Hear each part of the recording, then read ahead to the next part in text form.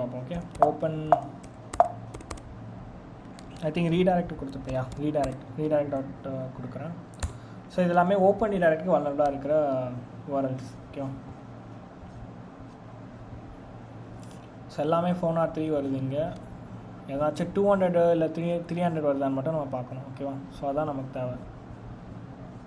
Status கோடு இங்கே வந்து நம்ம கிளிக் பண்ணாக்கா கரெக்டாக அந்த இடத்துக்கு வந்து விட்டுரும். ஸோ 301 இருக்குது, எங்கே ரீடைரக்ட் ஆகுது. பட் அது சேம் HTTPSலேருந்து HTTPலேருந்து HTTPSக்கு ரீடைரக்ட் ஆகுது.